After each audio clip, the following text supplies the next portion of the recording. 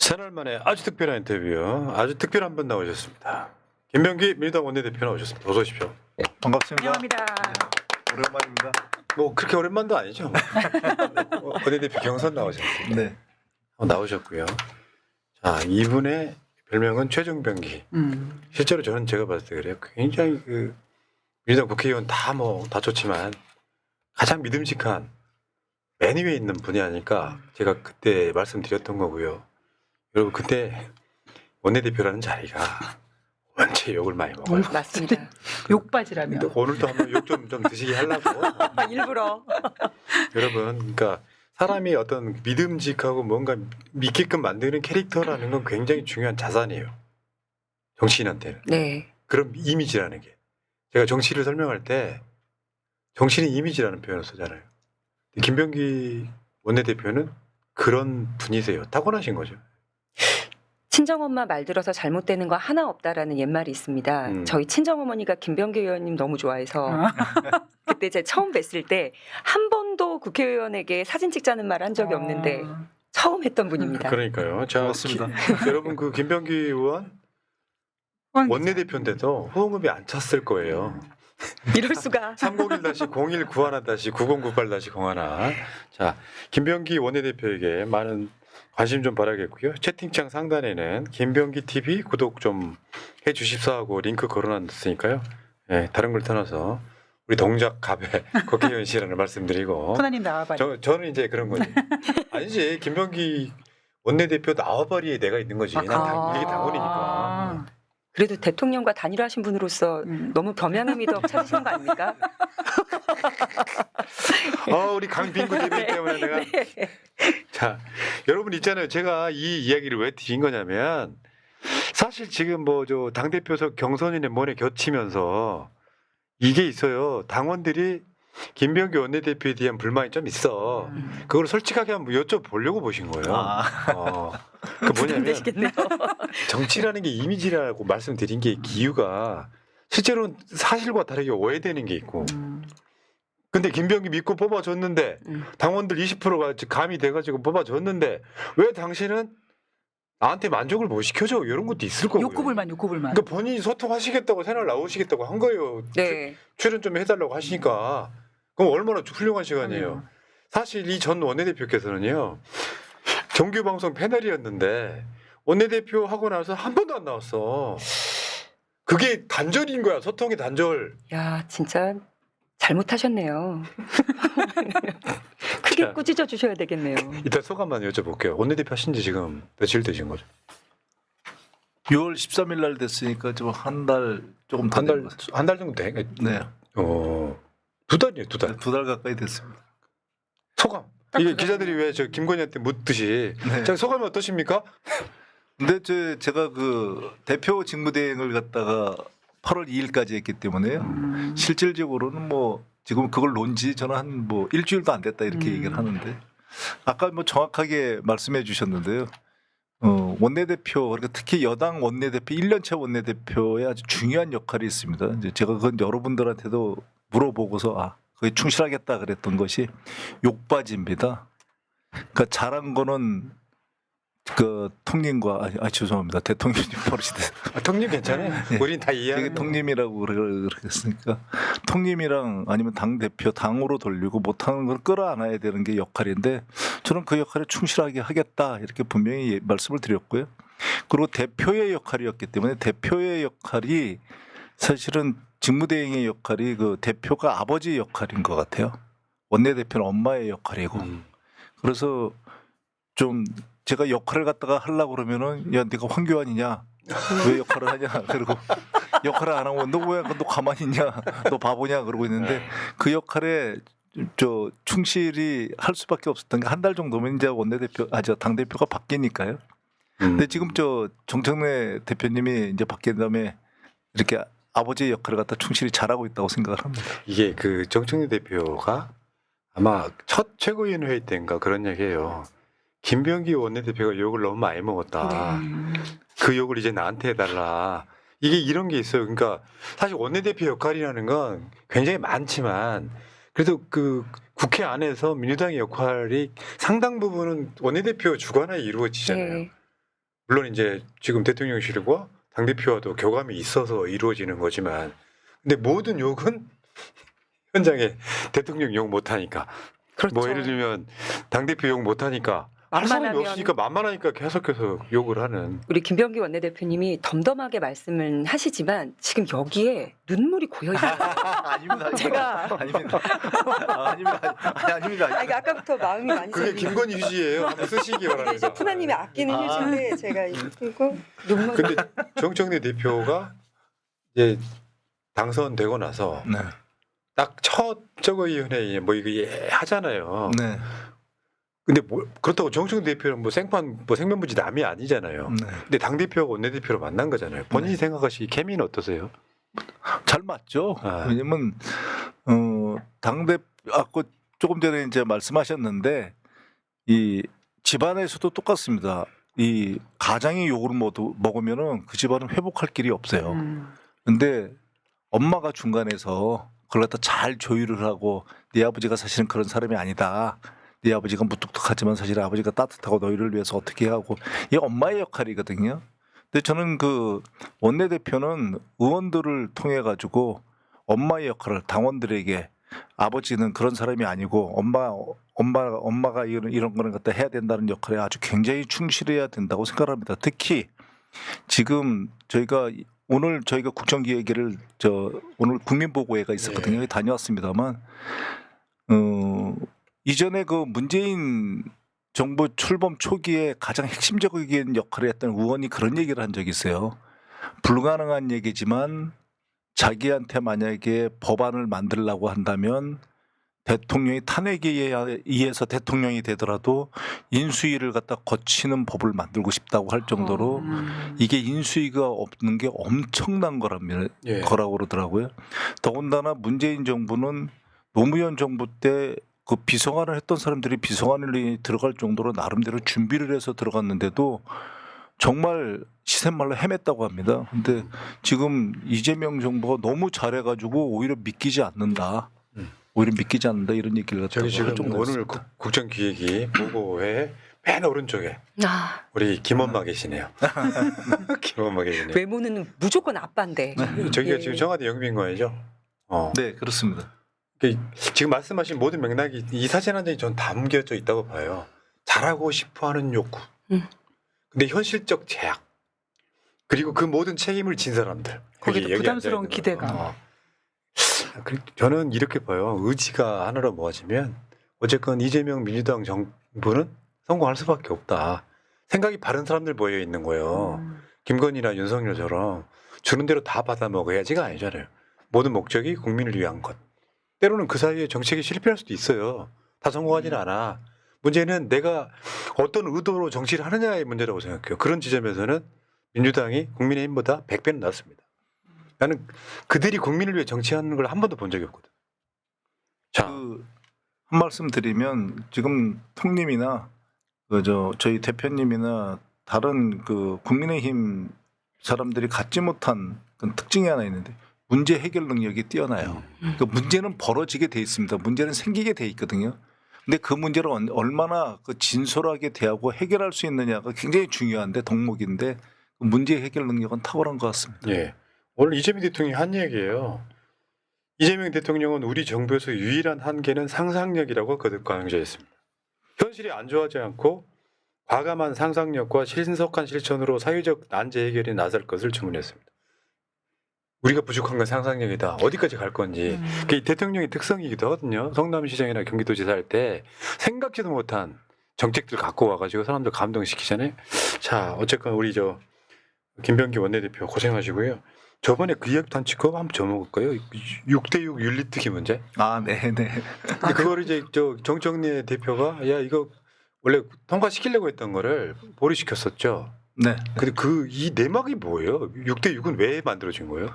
아, 그게 이전 그 원내대표 때도 1년 2개월 동안 이 법을 통과시키지 못하고 있었거든요. 근데 이거는 합의가 되지 않으면 통과 안 됩니다. 그러니까 윤리특위가 통과가 안 된다는 건 저희가 어떤 징계 자체를 갖다 상정 자체를 못 하는 거거든요. 윤리특위는 있어야 되지 않느냐는 게 국회의장의 강력한 요청이었어요. 내가 시샘말로 위원회를 갖다 구성 못하는 최초의 의장이 돼야 되냐 그런 불만이 있을 수밖에 없죠. 그런데 6대6으로 저는 한 이유가 사실 있습니다. 뭐 사실 봉오리 냉가슴 앓고 있는데 한 이유가 있습니다. 뭘까요? 그런 지금 얘기하면 그러니까 이제 비밀로 남겨두겠습니다. 그걸 얘기를 하면 저는 이 얘기는 하겠습니다. 아무리 욕을 얻어먹더라도 이 얘기는 하고 싶습니다. 저는 민주당 이외에 다른 당은 100%를 믿지는 않습니다. 무조건 민주당이 모든 표를 다 갖고 있어야 되고 아무리 최악인 경우에도 민주당의 의원을 지키는 것이 민주당의 이익을 지키는 것이 민주당의 이익을 지키는 것이 국민을 지키는 것이고 국민을 위해서라면 욕먹을 각오해야 된다. 그 정도까지만 얘기를 하겠습니다. 사실 그런데 어떻게 그러니까 이게 고민이 됐어요. 저라고 그게 고민이 안 되겠습니까? 뻔히 전번 그 지도부에서 하지 못했던 건데 그래서 최고회의에 제 속마음을 얘기를 했어요. 그러니까 최고회에서 당연히 그렇게 된다면 그거는 해야 되겠네요. 그래서 이게 좀 찝찝하잖아요. 그래가지고 최고의 추인을 받고 한 거예요. 의결된 그것뿐만이 사안인 아니고요. 그것뿐만이 아니고 사전에 이제 의원들한테도 좀 얘기한 다음에 제가 의원총회에도 얘기를 했어요. 의원총회에서 문진석 의원이 이렇게 하고자 하는데 불만 이의 있습니까? 많은 의원들이 알고 있으니까 당연히 한 명도 이의 제기를 안 했어요. 그럼에도 불구하고 이게 지금 하고 나니까 일부 이제 당원들 또는 이제 국민들의 민심이랑 다른 거 아니겠습니까? 그러면은 이거는 통과시키면 안 됩니다. 이걸 먹어서 그럼 다른 방법을 써야 되거든요. 지금 방법 갖고는 안 됩니다. 지금 방법 갖고는 절대 안 되고요. 그러면 국회법을 그렇게 되면은 그럼 어떻게 돼야 되느냐 이제 논의가 되겠죠. 그럼 국회법을 바꾸자. 그래서 국회법을 갖다가 바꾸는 단계까지 생각하게 됐습니다. 이게 그러니까 이게 이제 통과를 하려다가 당대표가 이거 통과시키지 마 해서 이제 보류가 된 거예요. 근데 우원식 국회의장은 윤리특위 좀 출범시키고 싶다고 해. 근데 사실 6대6이 아니면 통과가 불가능해 현실적으로는. 일방적으로 통과시킬 수 있는 게 아니면 결국엔 지금 이게 상정을 안 한 게 법을 바꾸기 위한 작업이다. 이렇게 정의할게요. 법을 바꿀 수 있습니다. 예. 자, 알겠습니다. 이 지점에서 굉장히 많은 당원들의 원성을 좀 들었죠. 그러면 6대6이라고 해도 거기에 야당 쪽에 조국혁신당이라도 한 명 주면은 뭔가 좀 통과가 될 텐데. 조국혁신당에서도 막 굉장히 압박을 많이 한 건 맞아요.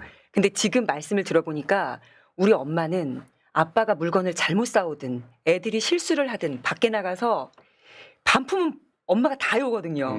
험한 일은 엄마가 다 하는 그러니까 그런 정청래 모습이다. 대표가 그 당시에 김병기 원내대표가 억울하다고 말한 지점이 이제 이해가 됐어요. 저도요. 그러니까 본인이 일방적으로 정하는 게 아니라 최고위도의 추인을 받고 의원총회에서까지 추인을 받았는데 욕은 마치 김병기 원내대표가 6대6으로 밀어붙인 것처럼 억울하시겠네요. 진짜 엄마 하시네요. 자, 그럼 정말. 그 다음에 지금 8월 21일로 예상이 되는데 그 8월 임시국회에서 방송 나머지 법 하나는 필리버스터 방문진법은 지금 통과만 시키면 되고요. 그러니까 방송 2법, 노란봉투법, 상법 처리하겠다고 말씀하셨고 지금 처리가 될 것 같기도 하고요. 이 상황에서 지금 노란봉투법, 상법 수정 요구를 했었어요 국민의힘이. 시간 끌기 한 거죠. 이거 절대 응할 생각 없다 그래가지고 그냥 이거는 뭐 우리가 소위 말하면 이제 개혁에 관련된 법들을 8월 달에는 그러니까 중점적 통과시켜야 되는 법안들은 대부분 다 끝나는 거죠. 네, 그렇습니다. 통과시켜야 되는 이유가 있는 게요.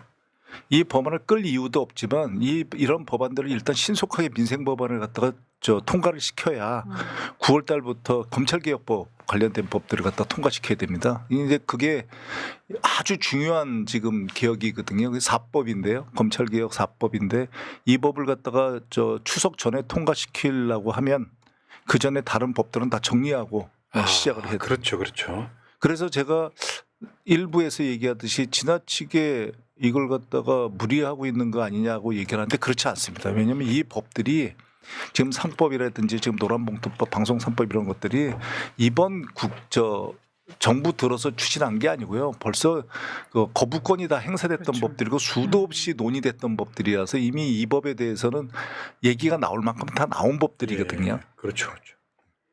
이게 지금 그거랑 좀 연동이 돼 있다고 보는데 보통 이제 당원들 일각이에요. 소수이긴 합니다만 왜 대통령이 원하는 노란봉투법이 아니고 방송법이냐 이 이야기가 저는 내용을 알고 있습니다만 그러니까 왜 먼저 방송법을 먼저 통과시킨 거예요? 라는 의견이 강력하게 말하는 분들이 그 이야기를 하기 때문에 잘 들리는 거예요. 솔직히 말씀드리면요. 예. 저도 당원이잖아요. 그렇게 비판하는 사람들 노란봉투법이 뭔지 모릅니다. 사실 노란봉투법 정도의 법은 선진국에 다 있어요. 한국만 없는 네. 거야.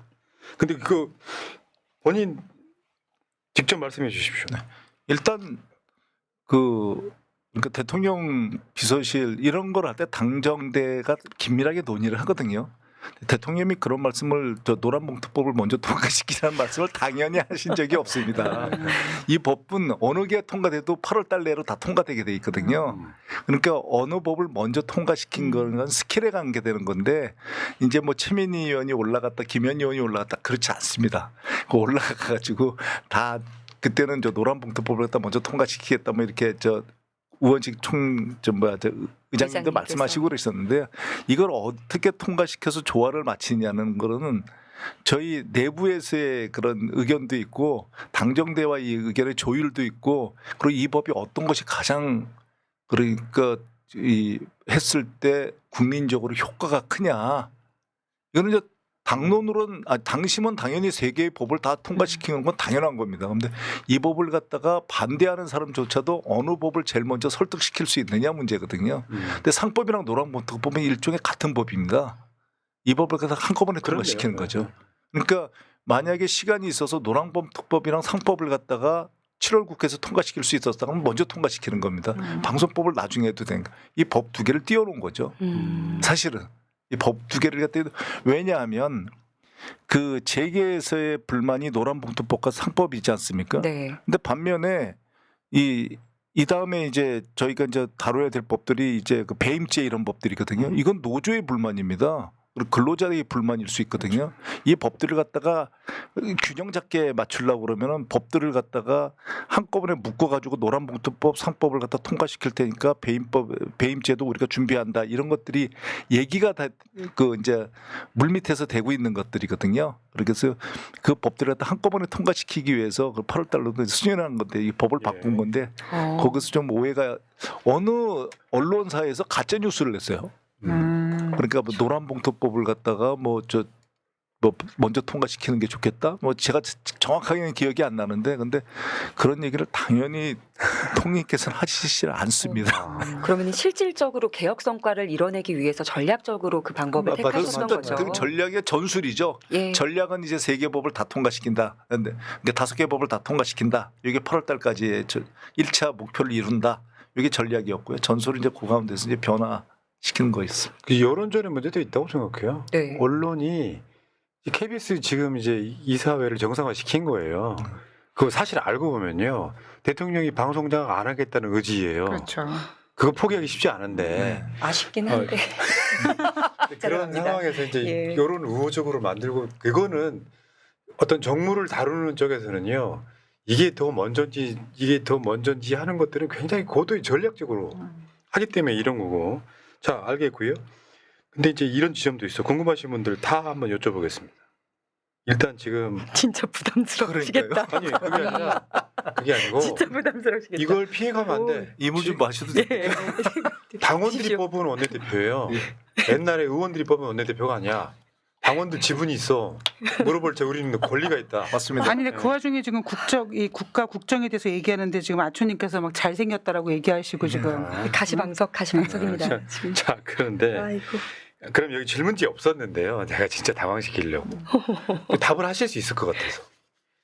강선우 여가부 장관 후보자 사퇴에 대한 문제를 네. 많은 분들이 지금 김병기 원내대표 책임론으로 몰고 가. 욕바지라서. 답 좀 해주세요. 강선호 의원을 뭐 여기서 말씀드리면 강선호 의원을 왜 끝까지 지켰냐, 끝까지 추천을 했냐 그러면 뭐 그 욕은 먹겠습니다. 그런데 적어도 강선호 의원을 왜 사퇴시켰냐 그러면 그 욕은 못 먹겠습니다. 그런 적이 없으니까. 그 사실 강선호 의원을 갖다가 제가 그 여러 이야기에도 불모하고 제가 통님께 강선호 의원을 갖다가 장관으로 임명해야 됩니다는 의견을 내겠습니다. 이게 두 가지입니다. 한 가지는 저희 상임위에서 여러 각도로 아무리 검토를 해도 그거를 탈락시킬 정도의 그런 문제가 발견되지 않는다는 게 상임위 보고였어요. 여가위에. 또 하나는 제가 잘하진 못했지만 인사가 전공이거든요. 근데 인사권은 예를 들어 인사에 대해서 어떤 인사를 해주십시오라고 얘기는 할 수 있어요. 근데 그게 불법에 대한 문제가 아니라는 인사권은 존중이 돼야 됩니다. 네. 그러니까 인사권은 건의를 하는 거지 요청을 드리는 게 아니거든요. 그럼 저희는 거기까지 얘기한 걸로 다 끝난 겁니다. 그러면 그 다음부터는 더 얘기하는 건 사실 인사권에 대한 그렇죠. 심하게 얘기하면 결례가 되는 거거든요. 그렇기 때문에 그 후로는 얘기를 갖다 계속 안 했는데 강선우 의원님께서 고민하다가 그걸 갖다 자진 사퇴하겠다고 얘기를 갖다가 말씀을 하신 거예요. 근데 그 과정에서 그 과정에서 이제 일이 약간 이제 대표 선거랑 있으면서 꼬이면서 야 그거 네가 사퇴시킨 거 아니야 이렇게 돼서 그때 이제 당 대표니까 이제 가만히 있어야 되는 거죠. 직무대행이었기 때문에 야 민주당이 강선우 안 지키고 뭐했어 뭐 이런 건데. 그러니까 원내대표가 바람 넣었네 막 이런 오해를 받으신 거네요. 실제로 이런 측면에서는 좀 억울한데요. 왜 그 무속에 보면은 욕받이 분열하는 게 있어요. 그러니까 이게 욕을 이 사람이 먹을 거를 계속해서 그 욕만 맞아요. 받는 그 무녀가 있는데 그런 역할을 하고 계신 것 같아요. 그러니까 엄마라고 하죠. 예. 자 그런데 강선우는 그렇다 치더라고요. 이춘석은 왜 이렇게 빠르게 제명했냐. 이 부분도 하고 있어. 잘하는데 칭찬해주면서 이춘석 그건 참 안타까운데요. 사실 이춘석 의원을 갖다가 그때 임명할 때는 임명서부터 말씀드리면 임명할 때는 그분이 후보 비서실장이었어요. 그리고 당시에 국정기획위원회 그 경제분과 분과장이었거든요. 경제위 분과장이었을 정도로 신임을 받던 분이고 그리고 굉장히 중도적이고 본인이 이렇게 가치 중립적인 분입니다. 그래서 그분을 갖다가 시키는 게 좋겠다. 근데 그런 문제가 나왔죠. 그런데 문제 자체가 심각한 거죠. 그거는 그 내용만 봐도 그러니까 그분이 예를 들어 법사위원장이 아니라든지 국정기획위원회 파견 되신 분이 아니라든지 그래도 심각한데 거기에 나가 있는 분이거든요. 그럼 전체적인 판을 흔들 수 있겠다 이게. 그리고 초기에 저는 위기라고 봤습니다. 그래서 이거는 사태가 불가피하다. 근데 본인이 법사위원장이나 이런 거에 대한 그런 사태 이런 말씀도 하셨고요. 그래가지고 그 후임자를 그러면 어떻게 할 거냐. 근데 후임자가 맨 처음에는 삼선 의원 중에서 다른 분들이 이제 거론됐었어요. 그런데 제가 아무리 생각을 해도 이게 불이 생각보다 크게 났는데 이걸 물로 끌 수 있는 불이 아니더라고요. 그래서 이건 불은 불로 꺼야 되겠다. 그래서 그냥 핵폭탄을 던져야 되겠다. 그래서 또 핵폭탄이 사실 2개였어요. 잠깐만요. 왜냐면은 이춘석을 그냥 넘어가시려고 그러는데 네. 오늘 메인 타이틀은 이거야. 김병기, 최종병기는 추미애라고 돼 있는데 네. 그러니까 궁금한 당원들은 뭐가 궁금하냐면 법사위원장은 상임위 위의 상임위라고 네. 할 정도로 중요해요. 근데 전임 법사위원장이 다른 사람이 아닌 현 민주당 대표 정청래 법사위원장이란 말이에요. 맞습니다. 후임으로 오는 사람은 부담스러울 수밖에 없겠죠. 그러면 우리 같은 사람 압니다. 이춘석을 법사위원장에 앉힐 때는 김병기 원내대표랑 친해서 앉히는 건 아니에요. 아 그럼요. 굉장히 중요한 자리랍니다. 근데 본인 이제 사람들이 이렇게 하잖아요. 김병기 원내대표가 이춘석을 법사위원장으로 올렸다. 안 맞고 뭐 했냐? 왜 올렸냐? 그러니까 올리는 것도 내용이 있을 거 아니에요. 그렇죠. 당연히 그런 정도 자리, 법사위원장 정도 자리면 추미애 법사위원장 할 때도 마찬가지였지만 그 정도 자리는 상의를 합니다. 그러니까 이 위원장, 상임위원장을 갖다가 임명하는 거는 근본적으로 원내대표의 권한이거든요. 그때 원내대표가 그렇다고 해서 누구한테도 안 물어보고 하는 게 아니고 주위의 의견들을 다 물어보는데 이춘석 의원이 4선 의원이고 그다음 법사위에 굉장히 오래 계셨고요. 무엇보다도 그분이 기재위원장을 일단 1년 하셔가지고 1년 남은 그러니까 위원장이 1년 남은 의원이에요. 그런 의원이 2분 있었습니다. 그러니까 이춘석 의원님이랑 이재정 의원님이랑. 근데 선수나 이런 것이 앞서가지고 보통 보면 그때까지만 해도 그 민주당의 전통이 그 의원 중에서 위원장을 갖다 하지 않은 분을 갖다 우선적으로 하는데 당시에 이제 일부 이제 다른 의원들이 있었습니다. 뭐 박범계 의원, 권칠승 의원, 뭐 황희 의원들이 쭉 있는데 이제 저희가 나이도 따지지만 그분들은 장관을 하셨어요. 그래서 네. 장관한 분들은 전부 배제였거든요. 그럼 그걸 다 빼면 저 의원이 별로 남질 않습니다. 여기서 하나 더. 네. 일각의 당원들이 왜 김용민 안 시켰어 하는 분도 있어요. 그건 답하시기 되게 쉬울 것 같긴 한데. 그 재선위원이고요. 네. 더군다나 재선위원을 왜 안 시키냐 그러는데 여기서 제가 그 말씀 꼭 드리고 싶습니다. 법사위 다른 위원회도 마찬가지입니다. 법사위는 특히 굉장히 중요한 자리가 간사 자리입니다. 네. 그래서 박범계 의원이 4선인데도 간사를 시킨 이유가 그런 것들이거든요. 근데 그 간사에 김용민 의원을 갖다 제가 내정하고 있었어요. 당시에 이미. 근데 간사를 그러면은 오케이. 그럼 김용민 의원을 뺄 테니까 누구 시켜봐라. 그러면 간사 김용민 의원이 파격적으로 위원장이 되면. 위원장이 된다면 간사가 굉장히 김용민 의원이랑 잘 맞아야 되거든요. 근데 그 조화를 갖다 맞추는 게 만만치 않습니다. 그런데 김용민 의원을 간사로 두면 여긴 전투력이 만렙이거든요. 그렇기 때문에 아니 지금 저희는 거의 올인을 하다시피 막말로 목숨 걸고 있는 게 검찰개혁법 통과거든요. 그것도 저는 김용민 의원을 제가 굉장히 그때 닥달하고 있었는데요. 김용민 의원이 사실은 8월 중순까지 이 검찰 개혁안을 만들겠다고 저한테 그랬는데 제가 안 된다고 그랬습니다.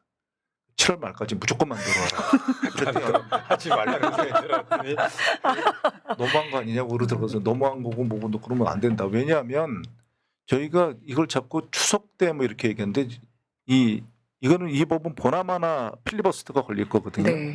그렇기 때문에 9월 중순에 저희가 9월 중순까지 맞춰가지고 9월 초순에 맞춰서 9월 중순에 그 본회의를 열어서 드라이브를 걸지 않으면 저희가 그 9월 말까지 못 끝냅니다 이 법을. 그렇기 때문에 그 김용민 의원을 제가 닥달하고 있는 그래서 말이기 안색이 때문에 안 좋으셨구나. 그래서 거기는 저희 간사 역할을 하기 그래서 사실 뭐 일부 그런 얘기들이 있는데 지금 뭐 검찰 개혁 TF에 그게 국회 당직으로 가면서 왜 김용민이 빠졌나 그러는데 김용민 의원은 지금 법사위 간사를 그걸 다 받아가지고 처리해야 되는 역할이거든요. 그러니까 그렇게 전투력이 만렙인 사람을 위원장에 앉히는 거 오히려 낭비일 수 있어요. 자, 어쨌건 지금 저는 이렇게 봐요. 사람이 결과론만 갖고 욕할 수는 없는 거예요. 이러이러한 그럼요. 장점이 예. 있어서 어떤 자리에 앉혔는데 생각지도 못한 게 튀어나온 거잖아요. 맞습니다. 사고는 날 수 있다. 대처를 어떻게 하느냐. 그게 당대표나 원내대표나 뭐 대통령 그쪽에서까지 대통령은 수사를 지시하고 당에서는 진상조사를 지시하고 그랬더니 탈당해버려서 탈당하면 끝인가 보다 했는데 민주당 차원에서 제명을 딱 네. 그때 속으로 박수를 쳤어요. 사고는 날 수 있는데 이렇게 대처해야 된다. 사실 저는 초당적인 시각으로 당에서 문제가 일어났을 때 이렇게 정광석화처럼 처리되는 건 처음 봤습니다. 저희 위기라고 생각을 한 거죠. 예. 아니 우리 네. 김병기 의원이 좀 무서운 사람이에요. 근데 그럴 것 같아요. 그만큼 무서운 사람이 당대표까지 들어봤으니 이게 기강 세우는 작업이라고 생각하거든요. 야 어떻게 국회 본회의장에서 주식거리 하는 것도 문제인데 차명으로 차명으로 하냐.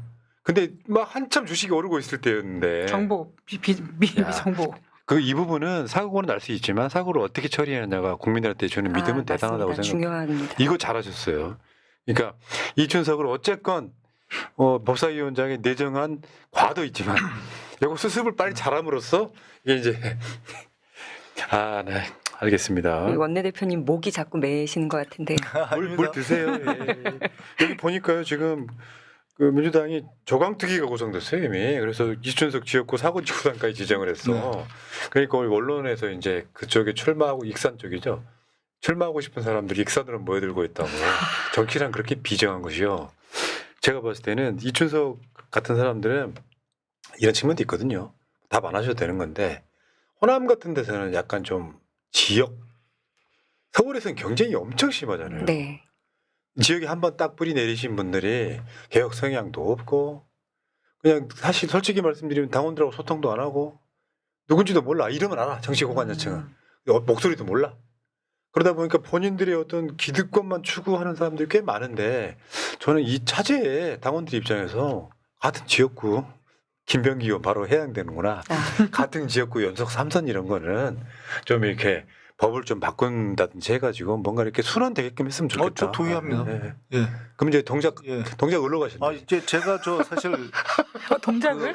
이탄희 의원님이랑 하시죠. 그 정도가 아니고요. 저는 이탄희 의원님이랑 그 이탄희 의원님이 그 얘기했을 때 우리 동작을 갖다가 그러면 한번 시범구로 삼아보자 그랬던 게 그분이 주장하는 것 중에 하나가 서울 같은 데 지역에 대송구제를 가져와야 된다. 그래야 지금과 같은 정치가 아니고 정치의 개혁이 일어날 수 있다. 이런 얘기들을 갖다 하는 분들이 많거든요. 제가 이탄희 의원님한테 그렇다면 저 수도권에 하면은 그게 안 될 테고 서울에 해야 되는데 서울에 하면 그럼 서초서부터 시작해가지고 영등포까지 묶어보자. 동작을 갖다 중심으로 해서 묶어보자 그런 얘기도 했었습니다. 네. 뭐 저는 삼선 의원이 그렇게 돼야 된다 그런 거에 대해서 근본적으로 알겠습니다. 네. 이 깊은 뜻. 근데 문제는 원래 이제 김병기 의원 나오실 때는 별명이 최종병기였단 말이에요. 네. 근데 진짜 김병기 최종병기가 추미애 법사위원장이고 본인이 아니야 이제. K9 자주포. 이게 추미애 지금 저 의원께서도 새날 고정 출연자세요. 네. 제가 정치가 반열에서 존경하는 분이에요. 근데 이제 그 여러 가지 이유로 뭐 이제 윤석열 징계라든지 법무부 장관이라든지 이 문제에 있어가지고 무려 6선 민주당의 고문이 있기도 하고 최초의 완주한 당대표이기도 해요. 네. 그 위상이 근데 이분 저는 제가 봤을 때 그분이 뭘 지향하는지는 알거든요. 다음 정치 행보가 뭘 지향하는지 아는데 추미애 의원한테 법사위원장 해주십시오 할 때 반응이 어땠습니까? 그 말씀을 하시면서도 근본적으로 보면 참 정말로 정말 존경이 이렇게 우러나오는 의원님이신 게 그거를 못하겠다는 소리를 한 번도 안 하시더라고요. 와 감동이네. 저는 합니다. 선당우사니까 뭐 한번 받아들일 텐데 그러면서 그런데 제가 이런 지금 계획이 있습니다. 뭐 이런 얘기 그러고 제가 잘할 수 있을까요? 너무 잘하겠죠. 이렇게 얘기했더니 불보듯 뻔한 일이죠. 근데 그러면서도 저를 갖다 한번 깊게 다시 생각해 보시고 그리고 어떤 분을 또 추천도 하더라고요. 근데 그 추천하는 분이 정말 생각을 갖다 깊게 하신다는 게 추천하신 분이 제가 2명 중에 1명으로 이렇게 딱 생각하고 있었던 분이거든요. 근데 이제 추미애 대표님한테 이제 먼저 전화를 드렸어요. 전화를 드려서 상황이 이제 뭐 말씀드리니까 뭐 다 알죠. 제가 상황을 얘기도 하기 전에 이렇습니다. 그렇게 얘기를 하면서 그러면 그러고 나서 어느 정도 말씀을 드린 다음에 이제 당대표께 이제 전화를 드렸어요. 전화를 드렸더니 당대표께서 좀 한대요? 그러더라고요. 그래서 하신대요? 그래서 예, 조금 그거 하면 될 것 같습니다. 그러니까 당대표께서도 그 다음 날 아침에 이제 전화를 하셨던 것 같더라고요. 이제 다른 방송 보니까. 근데 제가 그거 할 수 있다고 그러면 전화를 끊으셨다 이렇게 얘기를 하시던데 하여튼 추미애 대표님께서 전날 이렇게 제가 전화 드려서 이렇게 했을 때 아까 조금 전에도 말씀드렸지만 상황이 하여튼 시간 단위가 아니라 30분 단위로 이게 악화되고 있는 겁니다. 저희가 판단했을 때. 그래서 이게 지금 이게 물로 끌 때가 아니다. 이게 우리가 피해를 감수하고 그러더라도 불로 꺼야 된다. 제가 불로 꺼야 된다는 표현을 쓴 거는 이게 일반적인 그러니까 저희 선발 방식 그러니까 위원장 선발 민주당에서 전통적인 선발 방식을 따라서는 이걸 못 끈다. 그렇다면 이제 이렇게 했을 경우에 이제 의원들한테 설명을 할 수 있어야 되거든요. 의원들한테는 설명을 갖다가 양해를 구하고 내가 책임을 지겠다. 왜냐하면 추미애 법사위원장님이 정말로 대중적으로 그렇게 국민적으로 그냥 와 그러면서 받아들인 이유가 저게 이제 두 가지인데요. 그렇다고 하더라도 추미애 법사위원장만 계신 건 아니거든요. 다른 분들이 하셔도 잘하실 분들 꽤 있습니다. 그런데 추미애 법사위원장을 쓴 거는 사실 저희가 방어를 한 게 아니고 국민의힘에 대고 공격을 한 거거든요. 그렇죠. 그래? 이춘석이 너희가 그런다고? 그럼 우리 추미애 대표님 내보낼까? 죽어봐. 죽어봐. 그러니까 법사위원 추미애 대표님이 추미애 의원님이 법사위원장이 되신다는 거는 더 이상 검찰 개혁에 대해서는 너희 논의하지 못한다는 뜻이거든요. 그래서 그냥 불을 불로 꺼버린 거였지만 굉장히 추미애 의원님한테는 지금도 죄송하다. 네. 지금 제가 이거 보면서 야 민주당이 확실히 실력이 있어졌다라고 느낀 게 이춘석 건이 딱 터지잖아요. 그럼 지지층이 심리적으로 붕괴를 해요. 네.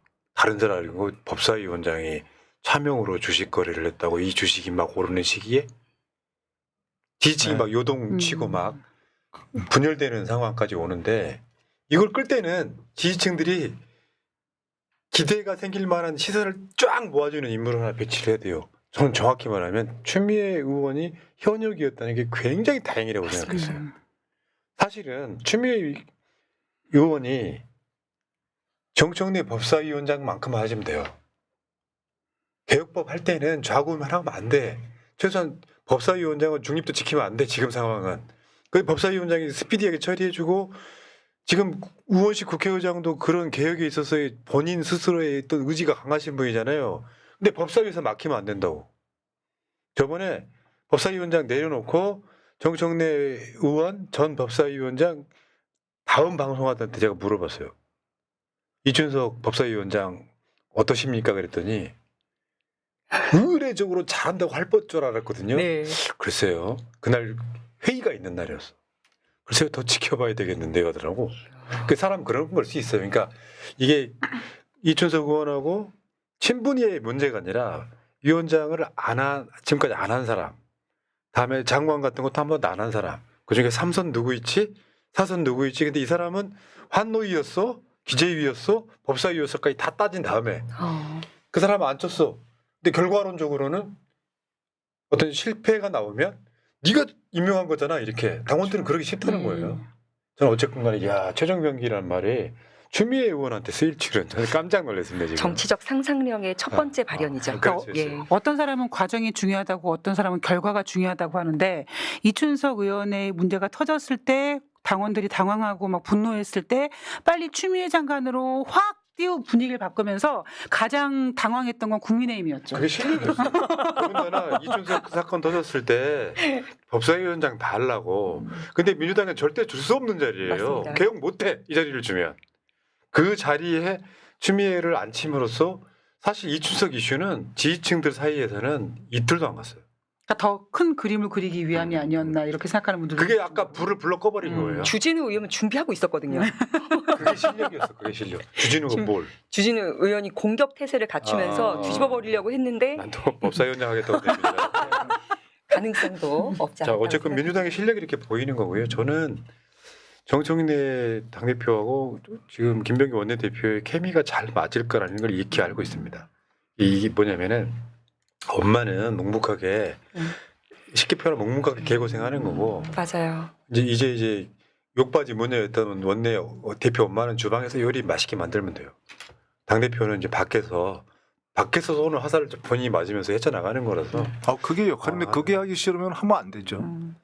지금 환상에 지금 더군다나 어제 보니까 그 당 대표 경선에 이제 박찬대 의원하고 정청래 대표가 또 대통령이 또 같이 이렇게 많죠. 밥 먹으면서 국민의힘은 까놓없이 쪼개지고 있잖아요. 네. 이 상황이고 그들의 숙명과도 같은 그들의 수계가 지금 결국은 구속까지 되는 상황 아닙니까? 사실상의 수계가. 근데 그거 지금 그 일요일 날 당정대 회의가 네. 있었지 않습니까? 네네. 거기 안 가셨어요? 전쟁이 나도 휴가는 저 가라고 그래가지고 통님도 가신다고 그러셔가지고 제 휴가를 가서 그러니까 텔레비를 봤습니다. 당대표가 호남 갔는데 네. 거기에 안 나타난 사람들 그분들이 그 일정과 네. 당정대 회의 일정이 겹쳐. 몇 년 전부터 잡힌 게 아니잖아요. 하루 이틀 사이에 결정되는 사안이면 못 갈 수 있다. 근데 호사가들이 김병기와 정청래 관계가 안 좋다. 아닌 걸 내가 너무 잘 아는데 그런 식으로 이제 막 말을 섞고 오히려 갈라치기를 한단 말이에요. 광주 국회의원들, 전남 국회의원들도 상당수는 그때가 휴가였던 측면이 분명히 있고요.